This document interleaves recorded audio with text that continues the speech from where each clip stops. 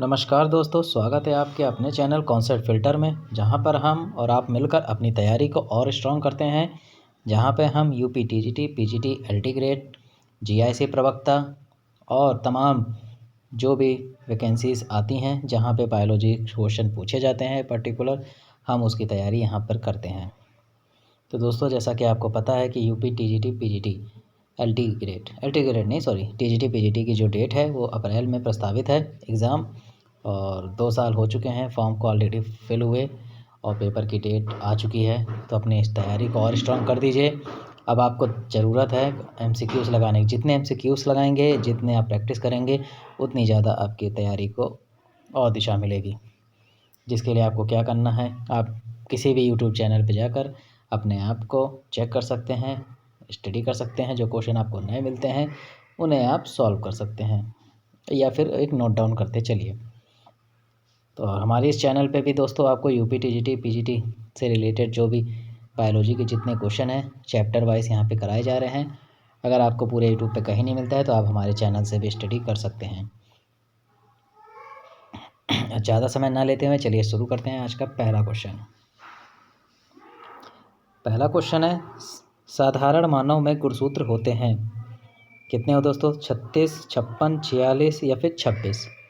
चलिए आंसर बताइए दोस्तों। साधारणतः मानव में गुणसूत्र होते हैं कितने होते हैं भाई? कोई बताएगा? अपने आंसर को कमेंट में ज़रूर बताइए कि आपने क्वेश्चन में कितने में से कितने अटैम्प्ट किए हैं। इससे आपको अपने तैयारी की, अपनी एबिलिटी पर और होने वाले सिलेक्शन पे एक अच्छा खासा डाउट बना क्लियर हो जाएगा। ठीक, तो कितने होते हैं दोस्तों? Option number B 46। ठीक, नेक्स्ट क्वेश्चन, पादप कोशिका जंतु कोशिका से किस प्रकार भिन्न होती है? 2021 में क्वेश्चन आया था दोस्तों।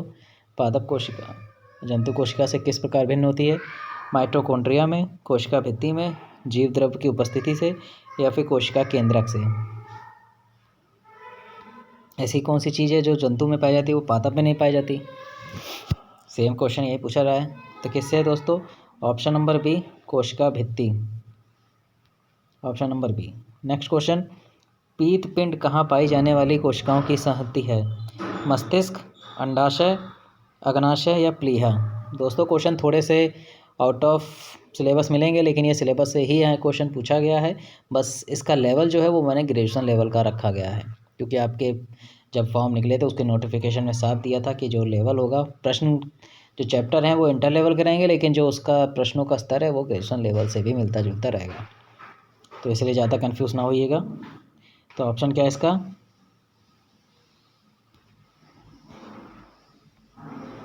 कहाँ चला गया? ऑप्शन नंबर बी, अंडाशय। ठीक, हमारे तंत्र में अधिकतम एटीपी अणुओं को उत्पन्न करने वाला पद है। हमारे तंत्र में अधिकतम एटीपी अणुओं को उत्पन्न करने वाला पद है। पहला, ग्लूकोज का अपघटन, क्रेब्स चक्र, अंतिम श्वसन श्रृंखला या फिर जल अपघटन? बताइए दोस्तों क्या है? थोड़ी सी बैकग्राउंड में अगर आवाज़ आएगी दोस्तों तो उसको थोड़ा निगलेक्ट कर दीजिएगा। सिर्फ आप क्वेश्चन को देखिए, अपने आंसर को कमेंट करिए बस।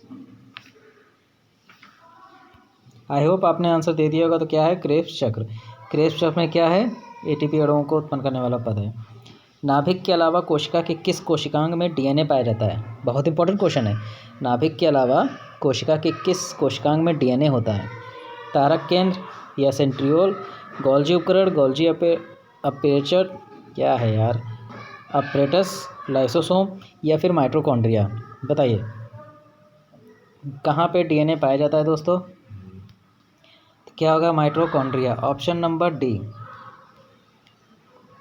नेक्स्ट, प्रोटीन संश्लेषण या प्रोटीन सिंथेसिस में निम्न कोशिकाओं, सेल्स, ऑर्गेनेल्स में किन की भूमिका सबसे अधिक होती है? सॉरी दोस्तों, थोड़ा सा इंग्लिश मेरी वीक है यार, क्या करूं। लाइसोसोम और सेंट्रोसोम, अंतर्द्रव्य जालिका जिसे एंडोप्लाज्मिक रेटिकुलम और राइबोसोम कहते हैं, गोल्जी काय उपकरण और माइटोकॉन्ड्रिया या लाइसोसोम और माइटोकॉन्ड्रिया? बताइए प्रोटीन संश्लेषण सबसे अधिक कहाँ, बताइए भूमिका सबसे अधिक कहाँ होती है? किसमें होती है? एंडोप्लाज्मिक रेटिकुलम और राइबोसोम में। ठीक, प्राक्रमित कोशिका मृत्यु प्रोग्राम्ड सेल डेथ के कोशिकीय और आणविक नियंत्रण सेलुलर एंड मॉलिक्यूलर कंट्रोल को कहते हैं एपोप्टोसिस, काल प्रभावन, अपहासन या उत्कर्ष है। बताइए, बहुत टफ है यार। क्वेश्चन मैं बता तो रहा हूँ, ग्रेजुएशन लेवल के मैंने उठाए हैं दोस्तों, क्योंकि चैप्टर तो सेम है ग्रेजुएशन में भी वही, लेकिन जो उसके और क्वेश्चन हैं वो थोड़े से हार्ड है। क्या पता एग्जामिनर आपको हूबहू उठा के आपके सामने रख दे, तो आपको पढ़े होना चाहिए, आप प्रिपेयर होने चाहिए उन सब सवालों से भी एक नज़र से। ठीक, क्या है इसका आंसर? एपोप्टोसिस। निम्नलिखित में से कौन सा कथन सही है? प्रयांश लघुत्तम स्वजीवी कोशिकाएं हैं। माइकोप्लाज्मा की कोशिका भित्ति एमिनो शर्करा की बनी होती है। विषाणु सम एकल तंतु आरएनए अणुओं से बने होते हैं। या फिर रेक्सिया में कोशिका भित्ति नहीं होती। बताइए। वीडियो अच्छा लग रहा हो तो चैनल को सब्सक्राइब जरूर कर दीजिएगा। यहाँ पे आपको डेली 2 वीडियो आपको अपलोड की जाती हैं आपके क्वेश्चन को से रिलेटेड, आपके पेपर से रिलेटेड, जिन्हें आप सॉल्व करके, जिन्हें आप प्रैक्टिस करके अपने स्टडी को और स्ट्रॉन्ग बना सकते हैं दोस्तों।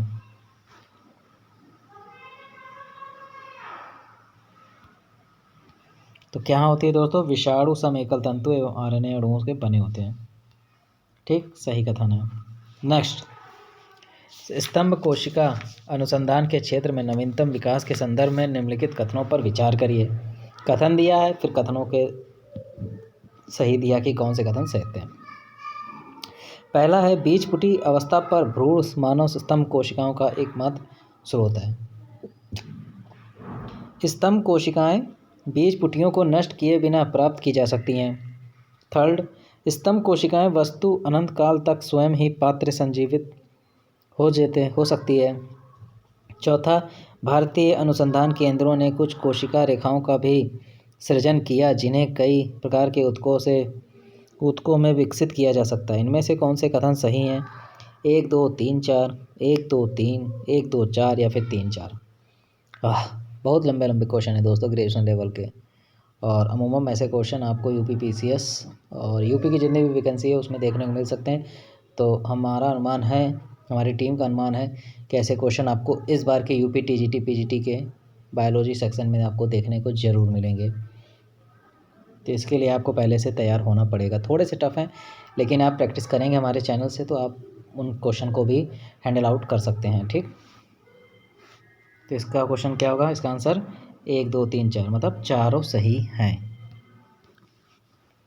नेक्स्ट, मानव शरीर की कोशिकाओं में पाए जाने वाले गुणसूत्र जोड़ों की संख्या है 21, 42, 23, 24। सेम क्वेश्चन मैंने आपसे पिछली बार पूछा था, मैंने डायरेक्ट पूछ लिया था।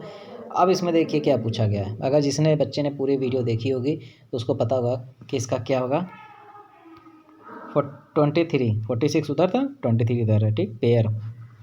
निम्न में से किसमें लिंग गुणसूत्र नहीं होते हैं? निम्नलिखित में से किसमें लिंग गुणसूत्र नहीं होते हैं? बंदर, चीता, तितली या फिर छिपकली। सेक्स क्रोमोसोम्स नहीं पाए जाते हैं, तो किसमें नहीं होते हैं? छिपकली में नहीं होते हैं दोस्तों क्रोमोसोम्स, लिंग। निम्नलिखित में से कौन सा कथन प्राणियों में स्तंभ कोशिकाओं के प्रत्यारोपण के संदर्भ में असत्य है? ठीक, क्वेश्चन को ध्यान से पढ़ लिया ना। अब इसके ऑप्शन देख लीजिए। ये प्राणी में जीवन भर स्वयं गुणन करती है। ये अंगों के क्षतिग्रस्त ऊतकों की मरम्मत करती है। नेक्स्ट, ये एक या अधिक प्रकार की विशिष्ट कोशिकाओं को बनाने की क्षमता रखता है। नेक्स्ट, ये केवल भ्रूण या एम्ब्रियो में पाई जाती है। बताइए। क्वेश्चन को ध्यान से पढ़ लीजिए, वीडियो को पॉज करके आप पढ़ लीजिए, देन आप आंसर दीजिए, कोई जल्दी नहीं है। क्या ये केवल भ्रूण एम्ब्रियो में पाई जाती है? ये असत्य है। प्लाज्मा झिल्ली बनी होती है, भाई किसकी बनी होती है? प्रोटीन से, लिपिड से, कार्बोहाइड्रेट से या लिपिड और प्रोटीन दोनों से? बताइए।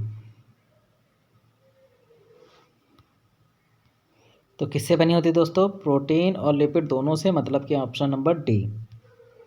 ठीक ना। देखिए आपसे क्या भी पूछ सकता है, प्लाज्मा झिल्ली बनी होती है प्रोटीन, कार्बोहाइड्रेट, विटामिन और कुछ और एक ऑप्शन दे देगा, तो आपका क्या हो जाएगा? सिर्फ प्रोटीन भी रहेगा। ठीक ना, तो आप इसको ध्यान से पढ़े रखिएगा।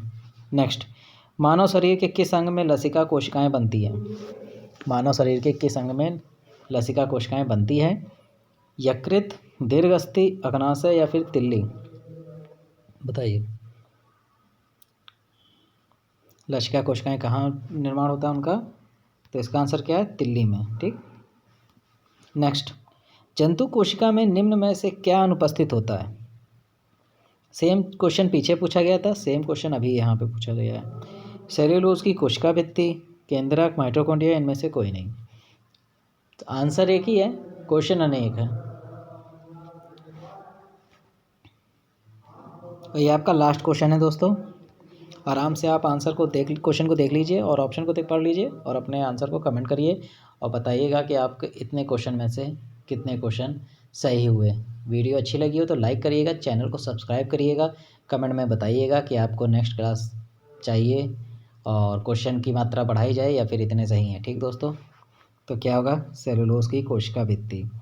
कोशिका भित्ति उधर भी था, कोशिका भित्ति इधर भी है। ठीक, चलिए दोस्तों, तो यहाँ पे हमारी आज की क्लास ये समाप्त होती है।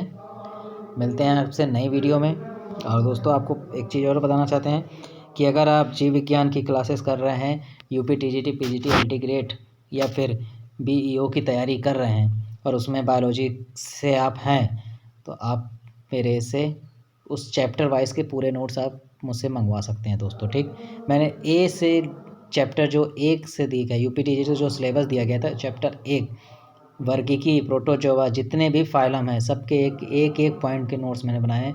उससे बाहर आपके कहीं भी एक भी क्वेश्चन बाहर नहीं आने का है। अगर आपने उतना पढ़ लिया तो आपको कहीं भी भटकने की ज़रूरत नहीं है। बड़ी बड़ी कोचिंग की क्लास लेने से, उनके नोट्स पढ़ने से कोई मतलब नहीं है। लेकिन हाँ, मैं बता देता हूँ कि मेरे नोट्स सिर्फ हिंदी मीडियम बच्चों के लिए। अगर इंग्लिश मीडियम बच्चे हैं, अगर वो हिंदी का कन्वर्ट उसको पढ़ सकते हैं, कंफर्टेबल हो सकते हैं, तो ही मुझसे संपर्क करिएगा। अदरवाइज़ ये यूपी से जो बच्चे हैं, जो हिंदी से हैं, वो मुझसे संपर्क कर सकते हैं अगर जिनको ज़रूरत होती है। चलिए दोस्तों, मिलते हैं अगली क्लास में। तब तक के लिए जय हिंद, खुश रहिए, नमस्कार।